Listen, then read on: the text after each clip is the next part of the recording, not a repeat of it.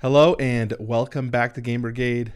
I'm your host, Brian, and on this show, we do reviews, previews, playthroughs, and have conversations about our favorite board games. So if you're new here, please consider subscribing. Today in the show, we are doing a playthrough of Waste Knights. This is a recent Kickstarter that I got, and I want to do a playthrough for you guys. We mentioned during the unboxing, several people commented that they'd like to see a playthrough, so that is what we're going to be doing. So I have already selected my character that we're going to play. We're allowed to pick from the 6 base characters. So I have selected Alinta, Spirit Warrior, as you can see here. And her specialty is more of like a ground combat, and she can use the wasteland more effectively to her flavors. In terms of my test game, where I played a test game of this just to kind of get a feel for it, I played as the Avenger, who was kind of a jack of all trades. I felt like he was good at everything, but not great at anything. So that is who we're playing. And in terms of my vehicle, I've selected the ATV. Really, I haven't quite learned what the vehicles are good at or not good at. I picked this one because it had a higher speed value, but it has a lower chassis, so it can definitely get more damaged. So we are doing, in this game, you have what they call here, I think it's called the Book of, what is this called? I actually don't even know what they call this, the actual name of this book. I was going to say Book of Tales, but it just says, okay, the guide. This is the Book of Tales. Yeah. So the guide here has different missions that we can do. And in the top corner, it'll tell you roughly how long this gameplay will take, how many players, and the difficulty. So this is the only true solo game they have. All the other ones are 2 to 4 player. You can play them solo, the higher value maps. You just have to play 2 characters. But this is the only one that allows you to play with 1 character, and it is easy. So this is the Road to Ruin. So I'm going to try my best to read the flavor text. This game is very much based on the narration. And sometimes I have a hard time reading to people, so hopefully this goes well. Okay, so Road to Ruin. In this time of ruination, hardly anyone remembers before the scourge that there was a magnificent route circling the continent. You could take it and drive around Australia in a week. Yet even then, it was a back-breaking journey. Long distances, heat, unsustainable weather, and technical difficulties. Only the brave took this trip. Many years have passed since then. The aftermath of the cataclysm and time have slowly yet unceasingly ruining Highway 1. Some parts of it have disappeared completely, damaged by explosions. Here and there, the desert took its toll, covering the whole stretches of the road in sand. In a few strategic places, cerebral relics mined the highway, turning to a true field of death. At the same time, untamed nature reminded humans that it rules over the most of the continent now. Nowadays, there exists only a few sections of the highway that still serve its original purpose, fast transportation. That's why everyone calls this horrible route the Road to Ruin. However, some daredevils still try to make the golden lap. Those people dream about forgotten places, hidden gems of the public infrastructure, petrol stations missed by looters, cargo terminals, towns waiting for the enterprising visitor. Or maybe it's all about bragging that you've actually made it through National A1. There's no medal for it. At best, just a badge to pin to your ride. But when someone looks such a crazy fool in the eye, they'll know it's someone who survived almost 15,000 kilometers of hell. You're one of those daredevils, famous for making the golden lap. You thought it'd open up some doors for you, but at the end of the day, you ended up just where everyone else was, living a boring life as a survivor trying to find another day in the wastes. And then it tells us to reference page 1 of the Book of Tales. So in the Book of Tales, it's fairly large, as I've already said. In the top corner, it'll tell you what chapter you're reading. So right now we're Road to Ruin, so now I need to find entry 1. So entry 1 says setup. Choose the knight, which we've already done. We are allowed to choose the Avenger, the Mechanic, Slasher, Spirit Warrior, Stalker, or the Trailblazer. So we've gone with the Spirit Warrior. And then we have to see if we are the Spirit Warrior, we see page entry 100. So, and 100 is right here. So this is actually going to be the story of what we're doing. Okay, so we already have an idea of the golden lap, which is around the continent of Australia. So ever since the Gangren Miners' Union, and Gangren is a city up here in the northwestern part of Australia. It's actually where we're at. Okay. Ever since the Gangren Miners' Union was founded in the bustling settlement in the northern part of the continent, the Western Company, a powerful mining operation controlling most excavation sites and refineries in Western Australia, has been losing money. Its board is forced to meet the union members and head their increasingly peculiar demands. Lack of agreement always means another strike.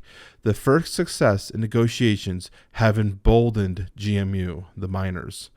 Now the miners fight not only for pay raises or less working hours, they knock at the company's door when they come up with some crazy idea.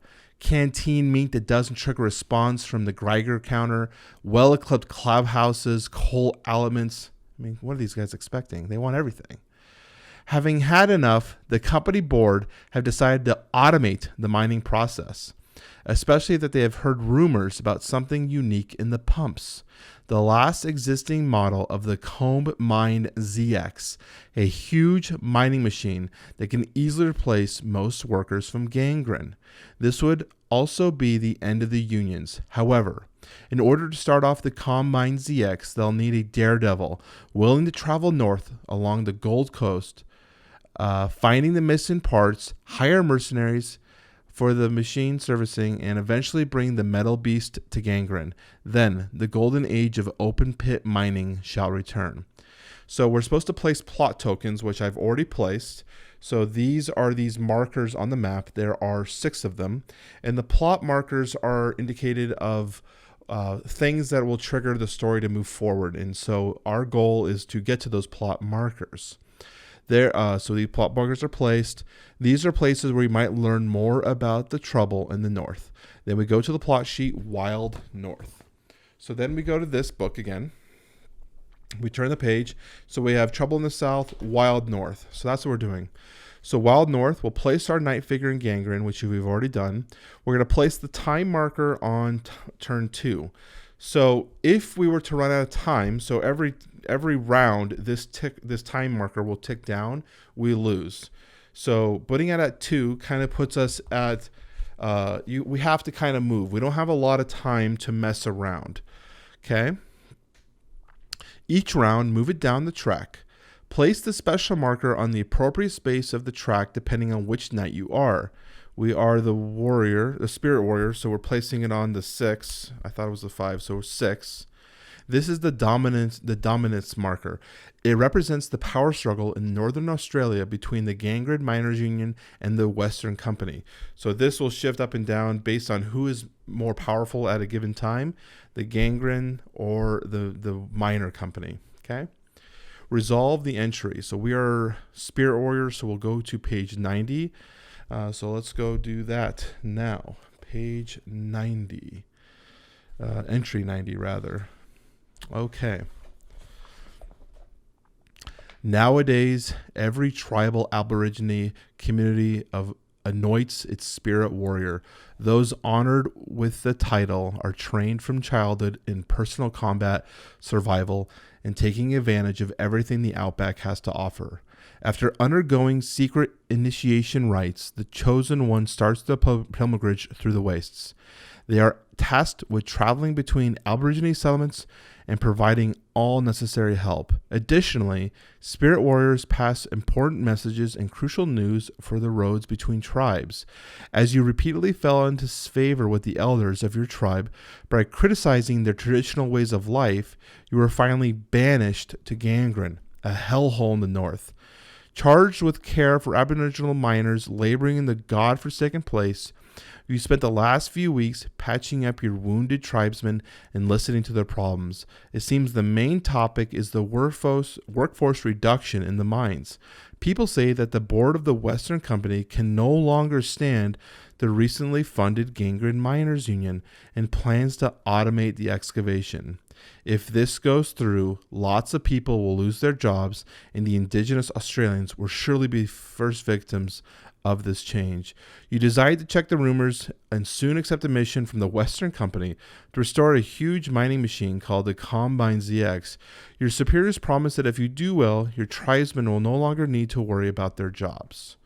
That's kind of weird. So effectively, what I kind of got from that is our Aboriginal brothers are working the mines and they're not happy, but they're also getting their job reduced. But we are working for now the Western Company to bring in an automated system, which is going to have them not have jobs anyways. So we'll see how that plays out. So setup. Choose one of the following gear sets. I can pick the barbed wire club and vest, or barbed wire club, knife, and trash armor. So we have down here, this is the basic gear. So we have vest was one of them, and trash armor. So these are the two types of armor I can wear. The vest protects me for 2 damage, while the trash armor does 1. And where was the barbell club? Okay, so here's the barbell or barbed wire club. What was the other option? The barbed wire club and vest. So that would be 2 damage and you have only 1 weapon. Or I can take barbed wire club, a knife as well, and trash armor. I think we're going to take... I think we only need 1 weapon. I mean, I don't know what we're going to do with a knife. They're both melee weapons, so I don't really see the point. Unless our club gets broken, that would be the benefit of having a secondary weapon. But obviously, I'm not planning to have my stuff broke. So we're just going to put it down here. I already know, based on this map, that we're going to be spending most of our time here in the north. So that's why I'm utilizing the bottom portion of this map for my character. That also gives it so it's easier for you guys to see exactly what's happening. Okay, so we've set up. Okay, so it says we picked our gear, choose 1 vehicle sheet, which we have done. Take 3 medicines. So I took the base. The setup is usually 222, but we're going to get 3 med kits. So we get an extra med kit. That's cool. 1 ammo. So we don't have a gun, so that's fine. We'll get rid of our ammo. And 2 fuel. Place the fuel on our ATV. Our ATV can only hold 2 fuel tanks. So if we get any more fuel in this, we have to get rid of it. Okay. Place the fuel tanks on the tanks on your vehicle sheet and remaining resources on your night sheet. Return to the plot sheet Wild North. Okay.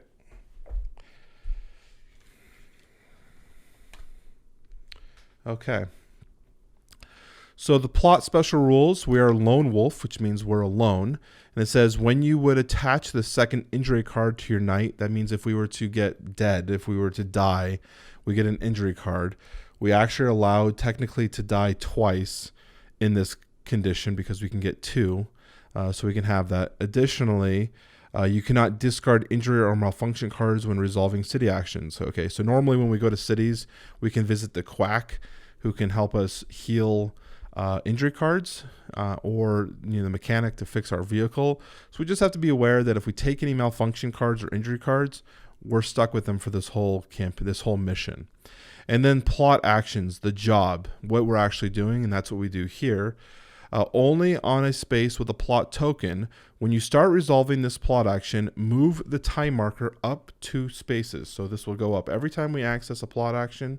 This will go up 2 spaces. So I'll give us more time to play the game. Okay, and then we go there, and then dominate the north. Position of the dominance marker on the track informs about the current strength of the warring factions in Northern Australia. The lower the marker on the track, the more powerful the Gangrene miners are. Consequently, the higher in the marker, the more powerful the Western Company is. The dominance marker cannot leave the track. When the conditions described below occur for the first time, resolve the matching entry. So when a specific condition occurs, we will resolve an entry. And so that's it. So now we're ready to play the game.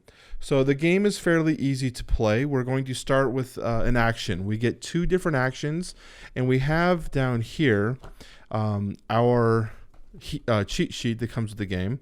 But I'll just go ahead and play. So obviously, we're here. We need to move here. So one of the actions we can do is called a move action. In this game, you get movement points to travel based on the vehicle that you have. My vehicle currently has 5 movement points. So we can travel anywhere along here, but we're not able to enter these craters unless you have a card or a character that says you can. And then on the map, there are these little icons that represent danger or condition effects that can happen. And when those trigger, we have this baggie over here that we have to draw a condition from. And then when we resolve the end of the movement, whatever we draw from here can have an effect. We don't want to take too many of those if we can help it, but we'll also just see what happens. And then the last thing with movement is depending on the tile that you're moving on, they cost different amounts of movement points to enter. The roads don't cost any movement points to enter. I can move those for free. There's 0 movement points. The sand costs 1 movement point to enter. And then the rocks, the mountains, and the bush requires 2 movement points to enter. So that's entering the space is when you minus those movement points. So we're trying to get here. So what would be the best route? So right next to us, we have a biohazard, which will come down here and affect eventually how many dice we roll, which we don't want. And then we have this one that's a condition effect. It could be mostly bad, but we'll see. So that would be, so now we have to draw a line. We're obviously trying to pick where we want to go. We want to try to get here as quick as we can, so we're not wasting time. So this would be 0, 1, 3, 4, and then we'd be still 4. So then we can move here to here. These are mountains, so we actually can't move into here unless we decide to. So we can move all the way to here in one turn, but we'll hit 3 of these markers, which means we have to draw 3 total things. We can get to here, but we would not be able to get to here with our current movement. Now, we can burn a fuel to add 2 movement points if we want to just try to get there. Because we only have 2 fuel, and if we get any more fuel, it's kind of wasted. I'm kind of incentivized just to get there, but I'm not sure what's going to happen once we get here, and obviously we don't know what we're going to fight here. I don't want to die right away. I think we're going to do it, though. We're going to try to make a run to the first plot action. Let's just do it. So we're going to discard our fuel, which is going to give us a total of 7 movement points. So 0, but 1 icon. 1, 3, 4, 0, 0, and then 6. Okay? So now we're here at plot action 1, but we're not taking. We still have an additional action. But before we do that, we have to finish our movement action, which means we go into the bag, and we're going to find 3 things. There's those 3. Okay, and another thing. Okay. So now we've got 3 things. These are also double-sided. So depending on what happens, we're going to reveal a card here. Let me make sure I've got the rule book, just so I don't have any questions in case there's something I'm not positive about. So first we look at where we're at. We're here in the mountains, it looks like. So we have either the plains or roads or brush and mountains. So we're going to reveal the first card to see what we have. We have a drop bear. This is like literally one of the worst things I could fight. A drop bear is a mutant wild animal. He's got ambush and threat 1. I believe threat 1 means that he draws another card, which is really annoying. Threat X, draw an additional X additional threat tokens for this enemy. Yeah, that means we would draw another one of these. Okay. And because this is an engagement, these all go to the red side. So that means he has +1 health. So he technically has 6 health. He is melee. He is ambush. Ambush means that he will attack me first before I get to attack him. I believe this one means that he does an additional 2 damage to me just for free. Red side, you are dealt 2 damage. Yeah, so this is 2 damage. He has a +1 health. This means I have to discard something. We'll probably just discard ammo because right now we're using weapons. So this is done. We're just going to get rid of this because that's done. And then this means my enemy rolls an additional blue dice. Okay. My special ability with my Spirit Warrior says, after making my fighting roll, my fist attack roll, you may suffer 1 damage to deal an additional damage. So if I choose to deal an additional damage, I am able to. But first we have to deal his attack. So he rolls a green. Oh, that's not a green. A green, a blue, and a red. And he gets an additional blue for fighting me. If you are on a scrub space, this enemy has threat 3. We're not on a scrub. We're in the mountains. This enemy, and then if he hits a spade, he deals an additional 2 damage. And if he hits a break, he deals damage to my vehicle. This guy is literally one of the worst things that I feel like I could fight. Okay, well, that's not technically that bad in terms of totally what I could take. So right now we're taking 2 damage. So we're just going to take that 2 damage and make sure we mark it. So we got a total of 5 damage coming towards us. 7 damage, which would technically totally kill us. So what we're going to do is we're going to break our vest to negate the 2 damage that we took there. And then we just are going to take the 5 damage because there's nothing else that we can do. That was probably one of the worst hits we could have. So let's take those 2. Okay, so now we have 5 total damage on us. And now we are going to return fire. So now we get to hit. So we're rolling blades. So we roll 2 green for our blades and then 2 green for our barbed wire club. And the barbed wire club says, once per combat, you may re-roll any of your dice. If you do, break this card after combat. So we need to do a total of 6 damage to this guy. 6 damage. And if we beat him, we get 3 XP as well as a potion, a health regen. Okay. So that's not the best. We've got, So not the best. I'm wondering if I just re-roll all of them and break my club right away. Do we just break it and re-roll all of them? Yeah, we're gonna break the club to re-roll because I just didn't like any of them, even though we did get some hits. Okay, so now we got 4. The spade does nothing. Because he's got a +1 health, unfortunately, we are not going to be able to kill this guy. I was seeing if there's anything that we can do that affects us hurting him, but unfortunately there isn't. So we did not successfully hurt him. So that's it. Now, at the end of combat, you don't keep fighting. So you don't keep track of how much damage you dealt on that attack. This guy just goes away. We go our separate ways. So that means we'll put that at the bottom of the deck for now. And now we're done with that action. So now we are here at plot 1. But I'm sitting here at 5 health. I've got a broken club. I'm kind of beat up and bruised. Not feeling too hot. So I think what we're going to do is we're going to do the camp action. So the camp action means that we can just heal ourselves. So we can repair and heal. So technically we're going to be up here camping.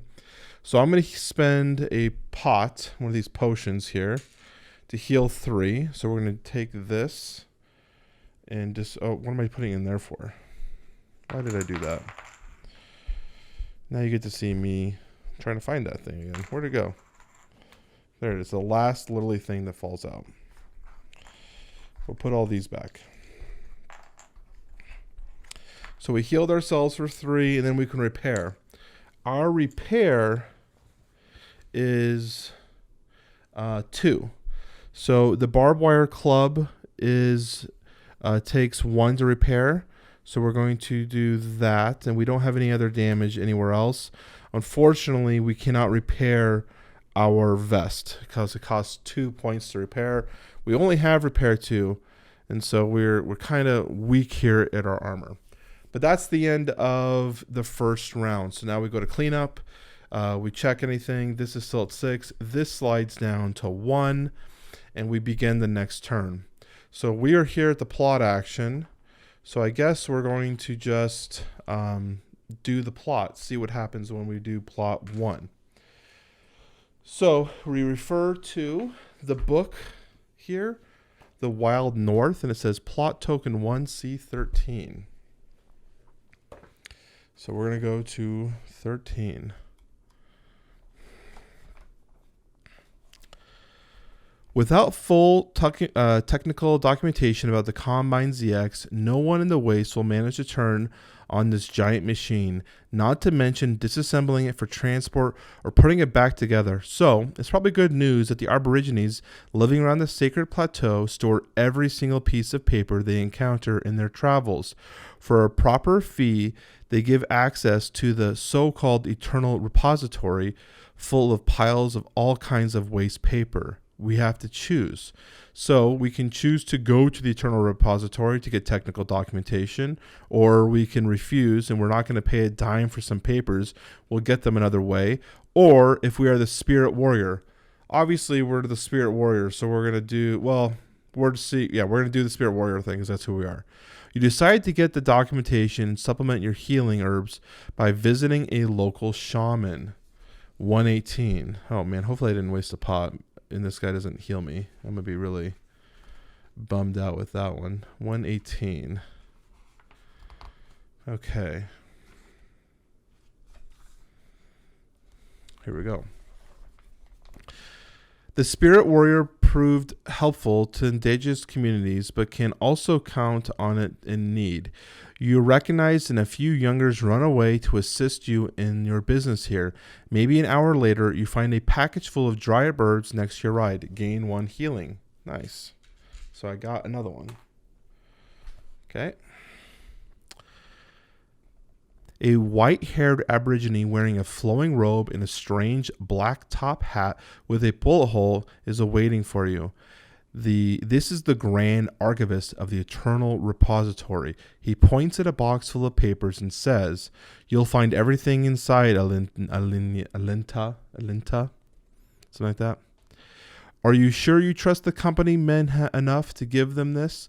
Won't they cheat our hardworking brothers and sisters?" And then we get to choose.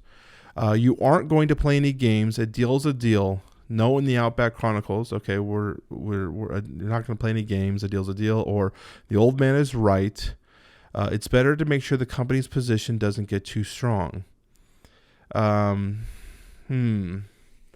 what do we want to do here? Do we want to go with the Gangrene Miners Union, or are we more interested on helping the job that we were given, which is going to pay us? We're going to be making out well, but I'm a little nervous that it might hurt my people. I think the old man is right. So we're going to do it that way. We're going to be rebellious. The old man is right. It's better to make sure the company's position doesn't get too strong. Note in the Outback Chronicles that you have little data about the Combine ZX. Move the Dominus marker 1 space down the track. So this is now a 5. So we're supposed to note in our book that we have little data about the Combine ZX. We're just going to have to remember that because I don't have a pen to write anything down. And we have another book that we're supposed to write in. I don't want to do that right now. So we have a little data about the Combine ZX. So that's it. So that was our first action. Now we have a second action. We can explore. Oh, and then this went up too because we just accessed that. So now we have some more time. We can explore or we can move. By exploring, we get to draw a card. Our Explore is 3, and this is how we can find additional gear or equipment to help us along our travels. Or we can take a look and see how hard it would be to get to plot 2, which would be, so 1, 2, 3, 4, 5. So we can get there for 5 movement, which is exactly what our movement is. So maybe we just do that. Maybe we take a shot and we see if we can get up there. We don't have any armor, so if we take another big hit like we took last time, it's going to be really bad. But we're not going to draw any cards, it looks like, from our chosen route. So this costs 0 to enter. So we're doing the move action. 0, 1, 0. Now we're at 3, 4, 5. And we're going to end our movement here at plot action 2. For the ending of the movement, we are still in the mountains. So we're going to reveal this. And we have a Cerebro Hunter. If you were on a scrub space, the enemy gains ambush and armor piercing. We're luckily not on that. And then he has the ability of a spade. This enemy deals 2 damage. We are both melee. So unless there's an ambush trigger, if you are both melee, you fight each other identically. If someone has guns and the other person's melee, the gun person shoots first and potentially can end the combat early. So since we're both melee, we're going to roll together, but we're going to, for the sake of the game, we'll roll his and then we'll roll mine. And then if I kill him, I get 1 piece of ammo and another health pot. So he hits me for 4 total damage. I don't really want to break any pots to do anything.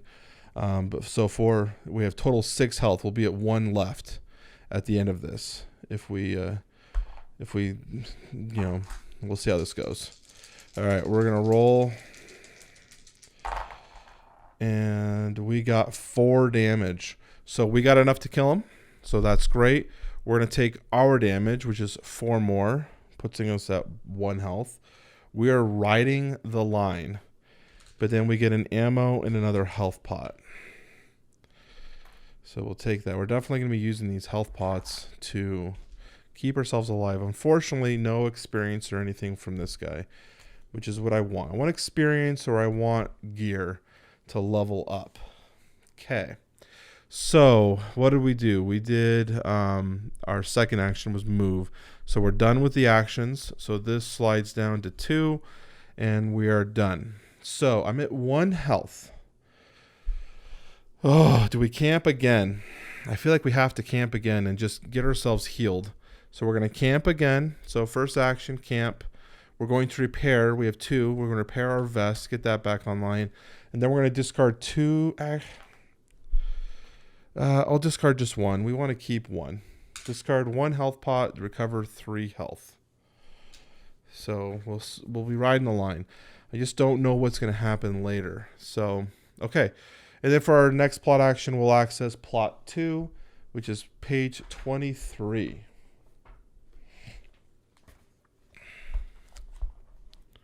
Okay. 23.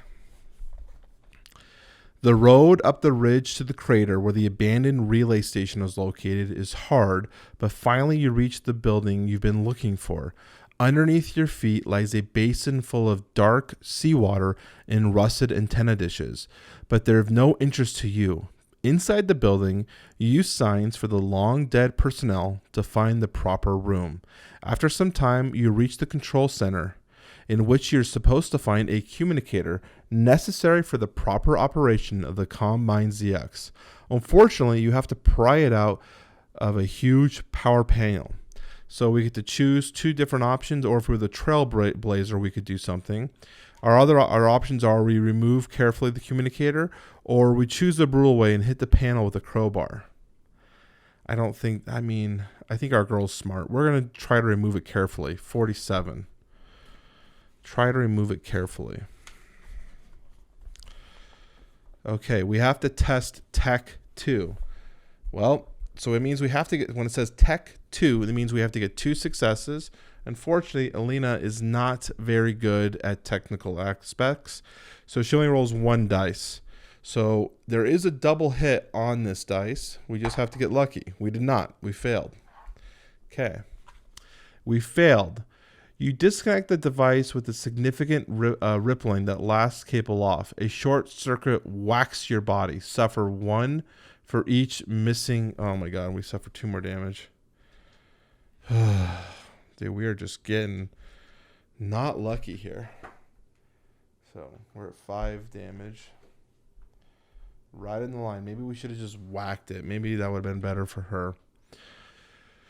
Okay, no matter the test result, move the dominance marker 2 spaces up the track. Okay. Take card 5. Okay, so here, oh, I didn't grab those cards. Where are they? Oh, sorry. There's some certain cards I was supposed to grab. Thought I had everything.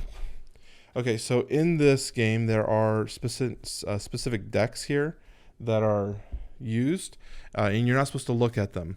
So you just find the specific card it's referencing and pull it out. So it said pull out card 5, so that's this one. Okay. From the special deck, and place it face up next to your vehicle sheet. Okay, so it says communicator. This is the communicator. It is not treated as a gear card. You cannot lose, break, barter, or exchange it in any way, but it does take up 1 space in your inventory for my vehicle. I can hold 4 items in my vehicle, so technically I've only got 3 spaces left for gear. Ignore the effects from this card and immediately place 3 general tokens on it. Okay. So we're going to place 3 general tokens down here. Probably going to fill up down here.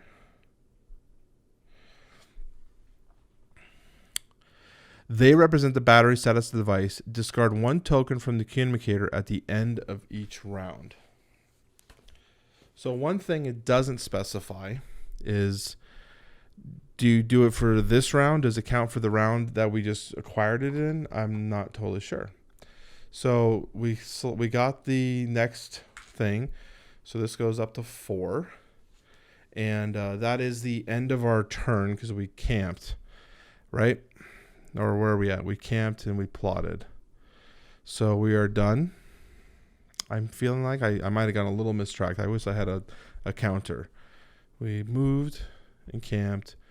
We moved and camped. So then we just did plot. Okay, so I think I still have a turn to go. I'm not positive. We're just going to play as a turn to go because we moved and we camped, right? And then we did the plot and moved, and then we fought. So now we're on the next turn where we plot, and then we get to do something else. I'm not sure if I move this down or not, so I'll just do it anyways just to make sure. I don't want to be cheating, and I can't go back, obviously. So I'll try to keep better track of what actions I'm doing. So we're going to say I have an extra action. I've got a little bit of time. I kind of want to, do we just keep moving? We had to get down here is the next plot. Yeah.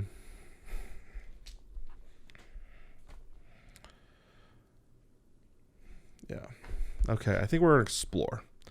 So for our next action, we're going to explore. We have Explore 3. So we're currently in the mountains.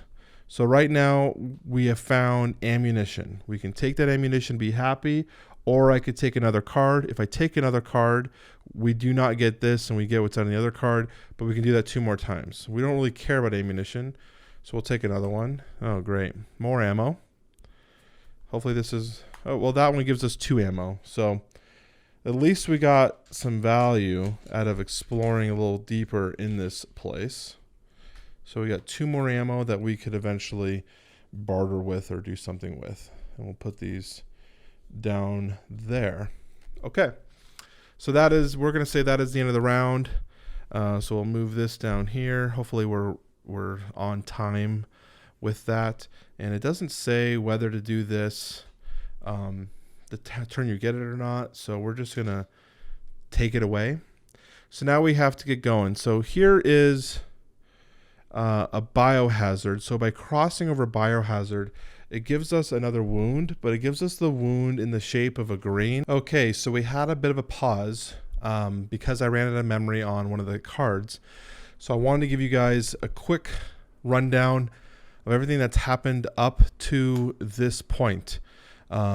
We had to remove one of these. Okay. So we moved down here. We did take a radiation, which we've taken down here. And then we had to take a biohazard, which we've taken here, which put us at 1 health. And then we drew from the token this card. And then we encountered the creature, which was a wind chaser. And the wind chasers had a rule that said, if I have a vehicle that's heavy, I suffer 2 damage in my vehicle. If it's medium, it suffers 1. Our vehicle is light, so luckily avoided that. And then we fought him, and he dealt 1 damage to me, which we have broken our vest to prevent because we don't want to take any damage. And then we killed him in our retaliation attack. Our coupon said we had to discard a token, either fuel, ammo, or a med pack. So we're discarding a ammo for that. And then our reward was a fuel and a broken piece of gear. And I was just mentioning that the gear deck is here. And whenever we draw a card from the gear deck, we draw it from the bottom. So that way, because you can see what's on the top. So they have you draw it from the bottom. So we drew a bottom, and what we got was a fire axe, and this comes broken. And so the fire axe rolls 2 red die, and I'm not sure. I mean, I'm sure that's got to be a little better than the barbed wire club, but right now that is on our vehicle broken. And then we also got a piece of fuel, which we have already attached to our fuel tank. So that was our first action. We're still very, very close to dying here, so I'm considering camping and healing, fixing our vest, taking a more healing pots just to clear out some more health. So that's one consideration. Or we can just do the plot. I'm just nervous that if we fight anything in the plot, that we're just going to die or take wounds, and I'm trying my hardest to prevent wounds.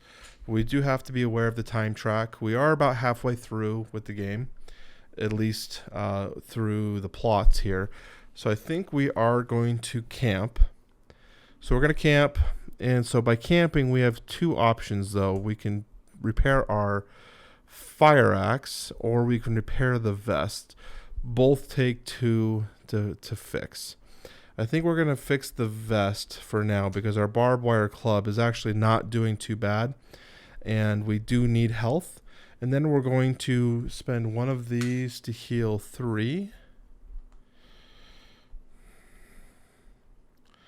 So get 3 health down. Let me just check something here.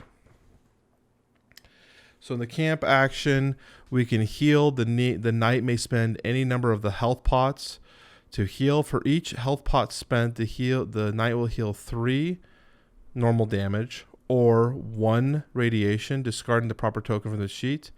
But when healing damage, the knight may also choose to heal biohazard, but healing it causes its token to be flipped to the normal side. Therefore, it is twice as hard to completely heal. So like right here, I can heal these 2 and flip that to red, which I might just do. So we're going to do that. We're going to discard another health pot, heal these 2. I'm putting these in the wrong section because I'm not paying attention. Heal those 2 and flip this to red. That leaves me feeling a little bit more comfortable. We still have another resilience token, so we want to be careful we don't take any more radiation if possible because we have to lose a dice. But we're still doing okay. We've gotten 0 experience and we've gotten 1 piece of gear. Okay, so into the round, we go down to 1 on the time marker. Starting round 2, let's hit that plot action. So plot 3, let's see what we got. We're at the crag is what it looks like to me right there. Okay, so plot 3 is page 33 in the book. Okay. Page 33. You approach the first bridge, the only solid passage between the 2 halves of the continent. It turns out that the way is shut. The stronghold defending the passage in the town is heavily manned, and within an hour's walk from the bridge, Hundreds of travelers are camping. Hoping that the gates will open soon, you ask around. It turns out the passage is under a quarantine. Supposedly, there's some horrible... Oh, we also forgot to remove a battery. Sorry for interrupting you. Interrupting myself. Where are we at? 33. You ask around. It turns out the passage is under a quarantine, and supposedly there's some horrible virus sweeping the Badlands, and inhabitants of the first bridge don't want to risk catching it. We have the options to choose. We can either choose to do the first one. You see lots of desperate people around here, and miners need every pair of hands. Time to persuade some survivors that gangrene is a great place to live. Or we investigate the people against the guardians of the passage and spreading the false rumors about the virus. I think we're going to, because we're kind of playing the man of the people here, woman of the people, we're going to do 12. We're going to tell everyone to move on to gangrene and go work in the mining. You walk around one campfire to another, praising virtues of a miner's job since the proud union was founded. Looks like your word fall on fertile grounds. Test, negotiate, X. What does X mean? Test, negotiate, X. I'm not quite sure, so we'll just roll, and I'm just gonna see what happens. So we rolled a 3, which is usually fairly high. So we're gonna go to 104. See what 104 says.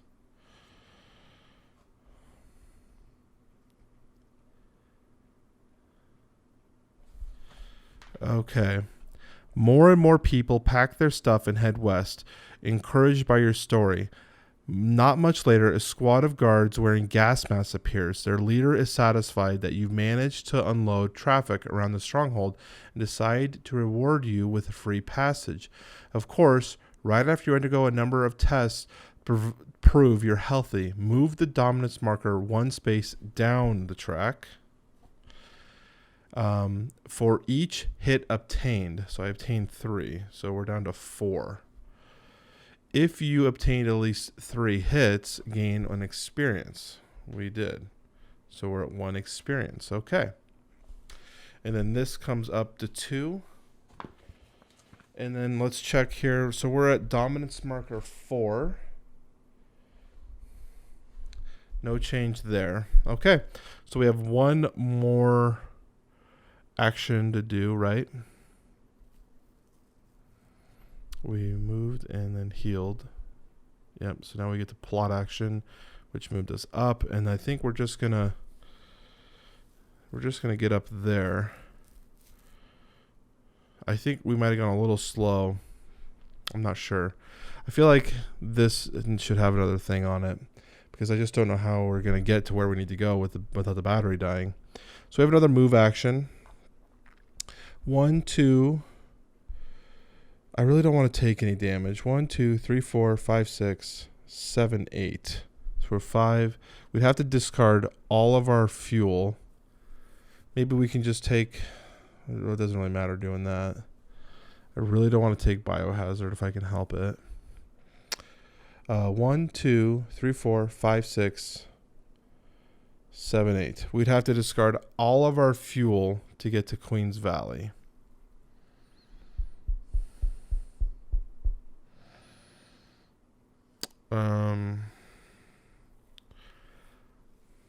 We discard all of our fuel to get us there, right? Because we can spend a fuel tank to get 2 movement points. Movement points. 1, 2, 3, 4, 5, 6, 7, 8. Counting it doesn't change it, Brian. You've counted it multiple times. We're 8. I don't like... if we were to get to 7, I feel like that would make me more comfortable. I really don't like that we are stuck here. And I could go 1, 2, 3, 4, 5, 6, 7. And that gets us there, spending our fuel. But then we have to take a card and a resilient. Well, maybe fine. We'll do it that way. 1, 2, 3. Taking 2 things. 4, 5, 6, 7. So 5, 6, 7. So that gets us to discard a fuel. And then we take another biohazard damage for we drove through something awful. And then we are going to be drawing a card from here. Okay, we got the worst one. I hate that one. Okay, and now we are in, this is mountains here. So we are going to reveal, oh my gosh, what is this? A cave mandibler. This enemy ignores attacks made with two-handed weapons. I don't have so my fire axe is a two-handed weapon, but my club is not.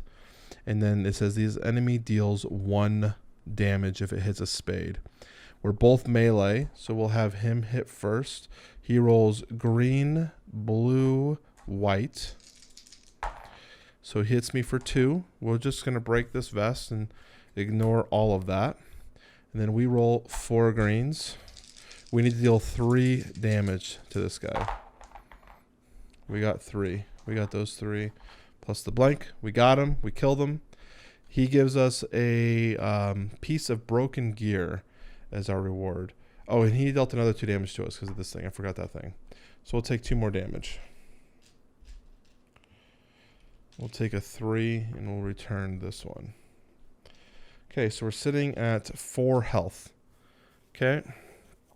But we got a broken piece of gear, so let's draw that. What do we get? We got an auto shotgun. So this shotgun's pretty sweet. It rolls, when it's fully healed, it rolls both green and red. But we only roll 1 white dice with our guns. We really don't want to be shooting with guns. And then it has fully auto, so it has a bunch of perks. If our enemy has melee, it deals an additional 3 damage. This gun is pretty sweet. It's broken for now. So now we are in the valley. We are in Queen's Valley. And that actually is the end of the turn. So we're going to reduce this by 1. I'm pretty sure I'm not supposed to take this off by 1. I'm thinking we're going to wait because I'm just not sure. And it doesn't feel right. Because if I take this off by 1, it's out of power. It's done. And there's no way we get anywhere with whatever this is. We're just going to wait and see what happens. I might be wrong. I'm not claiming to be 100% knowledgeable about Waste Knights. We're learning as you guys are, in this game. Okay, so we're in Queen's Valley. I feel like we haven't done a city action yet. I've never done a city action, so maybe we should try doing that together. Okay? Well, before we do anything, let's do the plot. We're at the plot. So let's do the plot. Because it might change what we want to do. See page 43. And then we'll decide if we want to do city action or keep moving, because we might have to keep moving because we are still low. So page 43 or entry 43. I keep saying page. There's a lot going on here. You reach Queen's Valley, a mysterious city in the mountains, a mecca of engineers, scientists, protected by a fleet of flying vessels. And this sounds pretty high tech. The board of the Western Company negotiated with the Queen's representative that they could use local workshops and specialists, in other words, a steady supply of coal and ore from Gangren for the help in rebuilding the Combine ZX.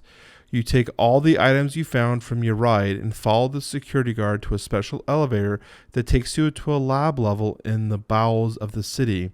You hand everything to the right people and sit in the waiting room for the outsiders. An hour later, the chief mechanic appears. He says that the stuff you brought has been checked. Resolve the proper entry depending on the game elements you have noted in the Outback Chronicles. We don't have full documentation. We have little. So let's see what this one says. If you have noted in the Outback Chronicles you have little data about the Combine ZX and you have special card number 5, with at least 1 general token, or you have full, so we have that.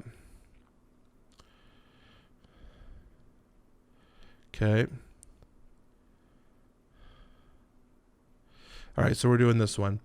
We have noted the Outback Chronicles that we have little data about the Combine ZX, and you have a special card number 5 with at least one general token, or we don't have that. So, but we have the one general. So we gain 1 XP. Move the dominance marker up 1 space. So we gain an XP, and we move the dominance marker up 1. Okay. Cross out the note from the Outback Chronicles and move the special card, remove special card number 5 from the game. Okay. That's it. All right. So we've basically completed our task. I guess I don't quite know what 5 and 6 have to do though. So this has been removed from the game. We're just going to put it back in its spot though. So that is that. So, but we still are technically in a time limit. So this goes back up 2 for accessing a plot. So let's see what the city action does. Like, what can we get for the city action? So city action says, this action can only be performed on city spaces. There are 6 spaces on the board. Okay. When the active knight performs this action, they may visit in any order 2 total shops. We can visit the Quack. The knight will heal 1 radiation and up to 4 damage. That's pretty nice. Although if the knight has any injured cards, they may discard 1 chosen injured card, which we cannot do because we are the rules. The garage, we don't need to do anything with the garage because we're fine. The workshop, the knight flips 1 broken card to its working side. The repair cost of this card is ignored. Even cards featuring X as their cost can be flipped this way. Well, we've got 2 broken. Technically we have 3 broken pieces of equipment. So that might be a fine idea, but the last thing is the stalls. The knight resolves barter 3 by drawing 3 cards from the bottom of the gear deck and placing them with their broken side face up on the table. This is the offer. Now the knight may discard any number of resources and or gear cards they have in order to acquire them, and the barter value is the number down here in the bottom. Okay, e.g., the knight may also acquire resources instead of gear cards this way. Okay. With a value of 2 to gain. So the resources are worth 1 apiece. So I can discard gear to get resources as well.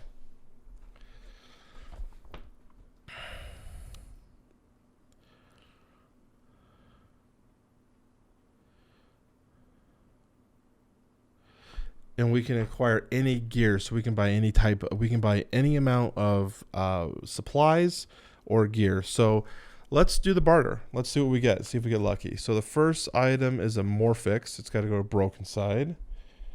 Second item is a canister. These all seem worthless. And then we have a talent. What is this? Tasmanium Hellraiser. This is an engagement. This is a hypo spray. You may suffer 1 wound and discard this card when we deal more damage. Interesting. So it's like a hypo spray from like Fallout to make you deal more damage. Then we have a canister. This gives us more fuel. That seems worthless. And then Morphex. If you do. So Morphex basically lets us change our dice to any result, 2 of them. But we have to discard the card to do so. And this has a repair card cost of X.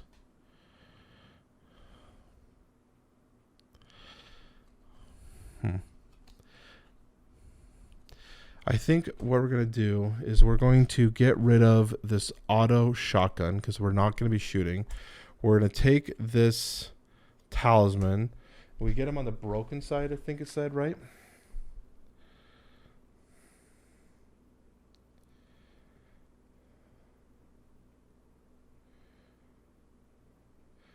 The broken side face up. Yeah. So we're getting this broken thing. We still have 2 more. We still have 2 more. We're going to discard these. Things. So I think I'm just going to get 2 more health pots with the rest of our items from the shop. Just because I feel like that's been our biggest burden. And then we get to go somewhere else. We can go to the repair guy who can fix something for us. which would be nice because we have two. I want to kind of use this fire axe or have it available, and I feel like it would be nice to have like the vest and the fire axe be available. So we're gonna do that. We're gonna have it fixed. We'll just have it fix the fire axe for now. That way, if we decide to camp somewhere, we can heal and then we can fix our vest. Okay, so we're done here. We're going to move this down one. Okay, we're going to stay here again. I guess we don't even have to camp. Camping, it's actually, if I'm going to do something, we're on the next round, we're going to visit the city again, have him fix our other piece of equipment, and then we're going to visit the quack and heal, which is going to turn those around. Heals for 4. The quack, the knight knight heals 1 and up to 4. Nice. And this. That was a good move. That was a good play. Okay, so now that was our one action. Second action, I think we should get going back over here. So we can go 1, 2, 4, 5. This is here. We can't go this way. We actually we're forced to come back down and around. So 1, 2, 3, 4. 4, 5. We can get all the way to here. If we stop here, we can't get there because that's 6. But we can go here and counter whatever we're going to counter. And we have 2. We're going to do that. And we're going to have to, unfortunately, face 2 of these things. Well, I pulled out 3, so pull out 1 at a time, so that way we don't have that issue. It's kind of interesting. We've only seen, when we encounter things, we've only seen enemies so far. We haven't seen anything else. So we're now on the road. Okay, we got some Melbourne beauties. That girl is ripped. Okay. So these guys got health of 4. If we kill them, we get fuel and another health pot. If you are attacking using... Oh, we're supposed to... So, before you move... I'm going to reverse this, but just so you know, before you move, you have to set what equipment you're doing. I repaired my fire axe so I would use it. So this is what's in my hand. That way, you know, depending on what you run into, it's already set because you could technically run into combat at the end of the movement. But I repaired my fire axe to use it. So we're just going to go with that. Okay, Melbourne beauties. They are a biker gain. If you are attacking using a ranged weapon, which we're not, the enemy additionally rolls the same dice as your weapon when attacking. That's brutal. And then spades, this enemy deals additional damage. And then we roll this. So we got this symbol, this trap-looking symbol. The trap symbol says your enemy immediately gains the ambush trait. So they set a trap for me. So they're going to attack me first. And they also will roll an additional blue because of this guy. So there's an additional blue. Green, red. Oh, man. Look at that. Triple hit on the red. Okay. We're doing okay, though. I feel like we're doing okay. So 2 damage there, and that deals an additional damage. So that's 3 damage. I think I'm just going to take it. I don't think I'm going to break any equipment right now.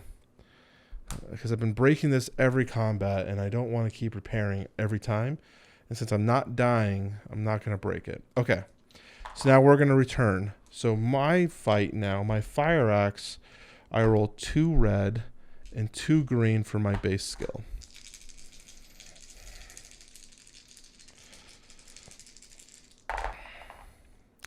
Okay, so we got 3. And then this thing says resolution. If you obtained any of those, I also suffer a damage, unfortunately. So we did take a damage because of ourselves. We have 3 damage here. I definitely want to kill this girl. So we're going to use our special ability. It says after making your melee roll, you may suffer 1 damage to deal 1 additional damage once per roll. So we dealt our damage. We obviously did not kill with 4. So we're going to take an additional damage here ourselves, putting us to 6 damage to killer, which gives us another fuel and health pot. So unfortunately, not the best outcome for us, but we got rid of her. So took care of the Melbourne beauties. So those guys are down. Okay, so that's the end of the round. Going down in the time track. Man, so now I feel like I got to camp again.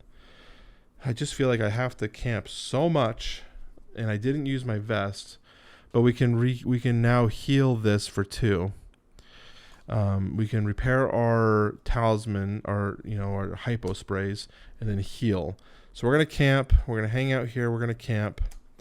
We're gonna flip this. So now we have that, and this is actually treated like it's always on us, even though it's in our vehicle. It's treated as if it's on us. That type of equipment. And then we're going to discard a pot. We're actually going to discard 2 health pots because we have quite a bit of them for 6 healing. So we're just going to be back to full health. So at least we're not dead. And then we have to move. So we're going to move here. Unfortunately, we can't do the move action, but this movement is a desert movement. So everything looks good here. And so we're encountering a hole splitter,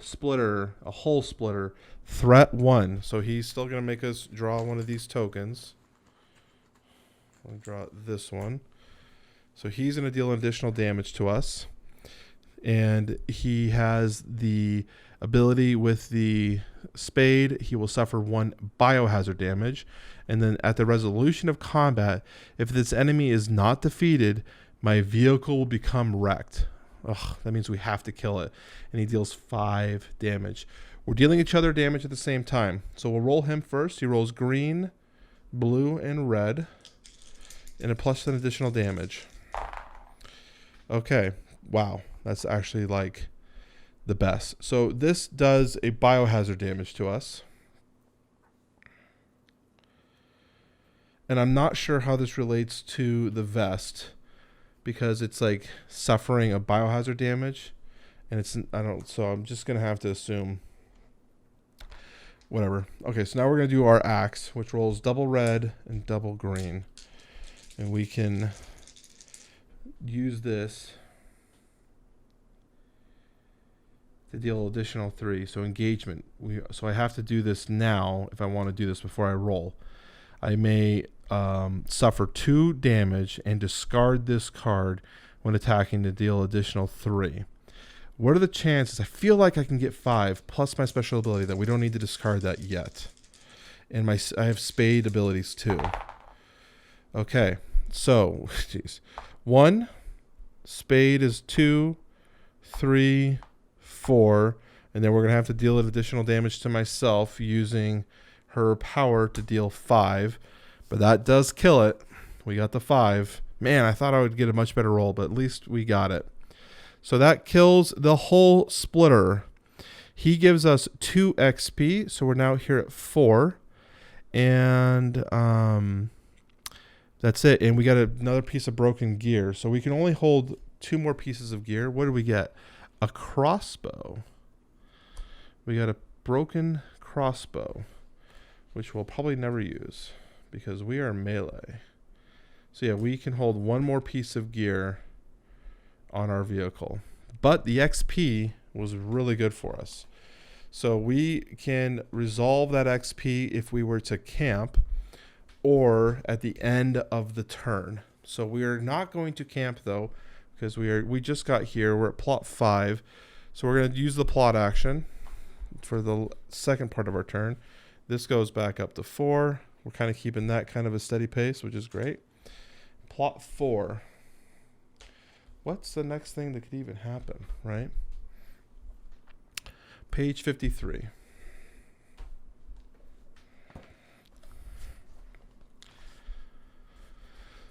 Okay. The second to last stop on the road to the ruin is the Combine Ranch. It is said that before the scourge, they raised thousands of cows here, and even today you might find some. Though, for unknown reasons, such herds are often protected by cerebro constructs. Not so long ago, a certain guy called Butcher Bob started a business on the outskirts of Canopy. He considered himself a big rancher, but he and his cowboys usually steal cows from robots and sells them to survivors. He's the one who provided the best meat to the Union's canteens. You find Bob there, a well-preserved 50-year-old guy, working his cattle hand with his men.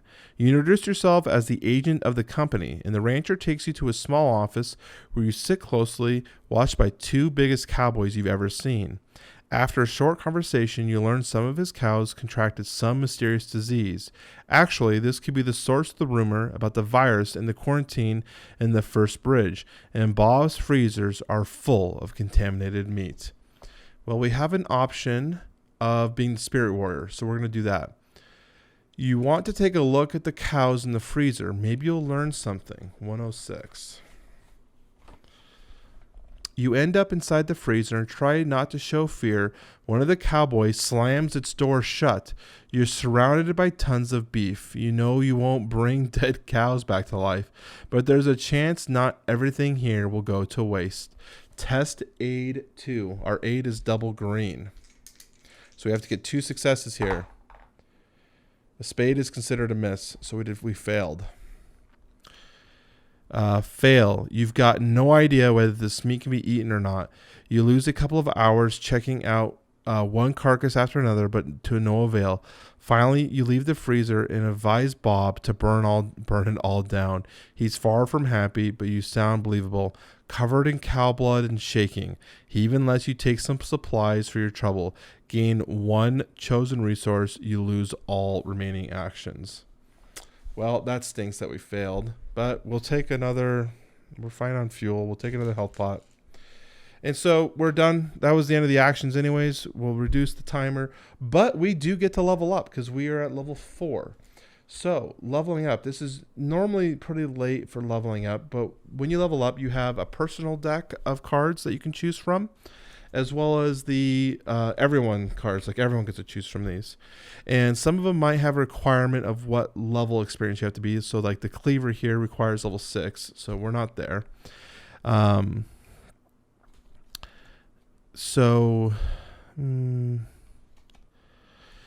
We have a blessed staff that we could take as gear. The blessed staff is kind of cool. It lets us get an additional win, like a result when we are doing a thing. Like right now, we would have gotten a result, and I think we might just do that because, I think we're gonna take this. So that's our final piece of gear that we can hold. We have a blessed staff. So we leveled up. So we're level 4, end of the round. We have 1 more place to go before we are finished with our journey across the coast. Okay. So beginning of the round, Dominus marker hasn't done much. It's still sitting at 5. It's down a little bit. So I guess we can just, what do you want to do? Let's see here. 1, 2, 3. We can just get straight to the pumps. 1, 2, 3, 4, 5. Let's get to the pumps. We're going to move there. We're in the pumps. We didn't cross anything. So we got to do what is that? A road action. So we have a road blockade. Hey, it's our first non-enemy. Test negotiate 2. Hey, I'm glad we got our staff. So negotiate is green and a white. So basically some people are holding us at the blocks. They have a blockade. And we're going to see if we can talk to them. So we got 2. We actually passed. So we passed. We get 1 XP. We go up to 5. So there we go. If I had a heavy vehicle, we could have just plowed right through them. But we were not heavy. We're light or medium. We can change our thing. So we can do 6. We're also here. We have, I guess we're here. We might as well just do it. So 6. I was thinking we have time. We can do other things if we wanted to. Like we could heal up if we chose to. We can kind of get some final gear. I'm not quite sure what's going to happen at 6. But 63 is our final entry for this event. Okay. Pumps, the final destination of your back-breaking journey along Highway 1. The city expanding around a few barely working refineries and petrol storages, access to oil makes the rulers of the pumps one of the forces in the waste to be reckoned with. Even the gangs prowling the area around the pumps never cause trouble in the city itself. Time to tie up any loose ends. You may perform one free camp action even if you have already performed one this turn. Then resolve the proper entry depending on the situation in the game. Well, perform a free camp action. We might as well just heal up. So we'll spend one pot to, that actually does all three. That heals all of these. So we're back to full health. Back to full health, and nothing else we can really do. I guess we can just repair this crossbow, but we're not going to use it. And that's it. Okay. All right. If the special card number 10 is in the game, it's not. Otherwise, see 127. We don't have a special card in play.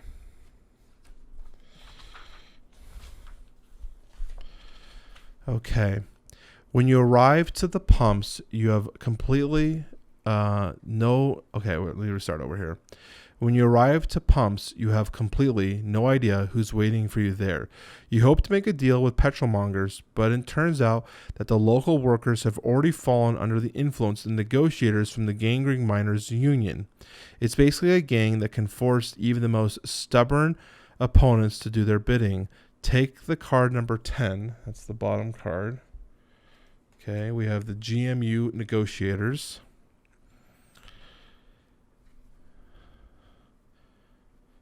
From the special deck and place it face up next to the plot sheet. These are the GMU negotiators, the enforcers of the miners fighting for influence with the Western Company. C8. Okay, those guys look tough. So I'm not quite sure what we're going to have to do with those guys. Resolve the proper entry depending on the position of the dominance marker on the track. We're at 5. 66. So we're at 66. Going back and forth here. You've done your best to appease both sides of the conflict and avoided harm to the quarreling miners community. However, at the end of your journey, you face a new dilemma. Someone has to choose to make a difficult decision, and it seems you're the only volunteer. We can choose to sell the Queens Valley's engineers and representatives of the powerful oilers from pumps to the union's negotiators. Okay. You've done your job as well as you could. Time to leave. You deal with the thugs from the Gangrene Miners Union. I have no idea. I did my job. I've done my job. I'm pretty neutral. I played very neutral in this whole endeavor. I'm going to do 81 because I don't want to fight those guys. 81. 81. So I'm not selling anyone to anything either. So sitting in pumps and waiting for the engineers from Queens Valley to arrive to repair the Combine ZX, you're wondering who's really on the road to ruin, you or the feuding populace of the North. Wherever you go, you hear the GMU negotiators trying to mess with pump workers' brains. Maybe the company was right. Maybe we should have gotten rid of them. Ugh. At some point, you feel you've had enough. You get in your ride, you start the engine, and you start heading south, a well-preserved stretch of Highway 1 to hell with the North and any of its inhabitants. And then we read 101. Working out a delicate balance between the proles from Poles and Gangrene and the Western Company and the Oilers result in a general stabilization in the North. You know well that the idyll won't last forever, but you have finally have the time to take care of your business. You leave the city ready to find your inner harmony in the chaos of the road and uncertainty of the Badlands. You just want to lose yourself on the trail once again. Your night wins. Woo! We won! So, these guys, I'm not sure if we had to fight them. The GM negotiators, they have 15 health. And as far as I know, at least in the combat rules, we're only given one fight. I mean, there might have been rules here that said continue your fight until one person lives or dies. I didn't want to risk dying. And I felt like I did everything I needed to do on this mission. I delivered the parts, even though they weren't fully and complete. And I tried to, as much as I can, to help the people in the Gangren and my fellow brethrens. But, the negotiators showed that maybe the Union was not right. So who knows? So that's the game. I'd love to get your guys' opinion of what you think. This is the solo experience. Now, the way this game works is there are obviously 6 characters total you can pick.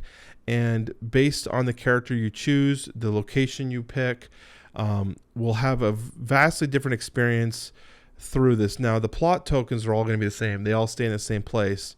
But based on who you pick, the story is different because you're doing different things. You have a different story of what you're trying to accomplish.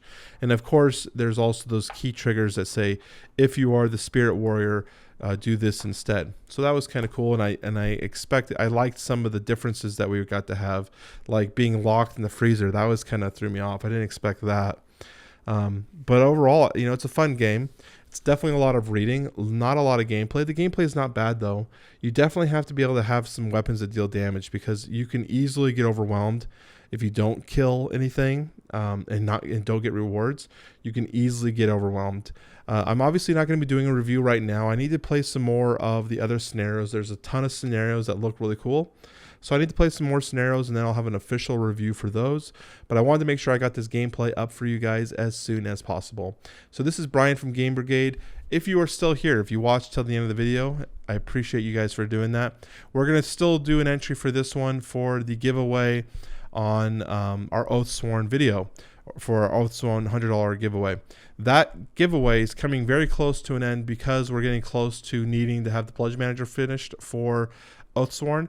So we're still going to see timeline wise, but there's still time to enter. So we're going to do hashtag do Waste Nights playthrough. So make it really long. We already did Waste Nights, so we can't do Waste Nights again. Do Waste Nights playthrough, all one word, and we will have that be your entry for the $99 pledge level of Oathsworn. So I appreciate you guys for staying till the end. If you really want to support the show, make sure you hit that thumbs up, hit the like button. I appreciate you guys for watching this long episode of Game Brigade. I will talk to you all very soon.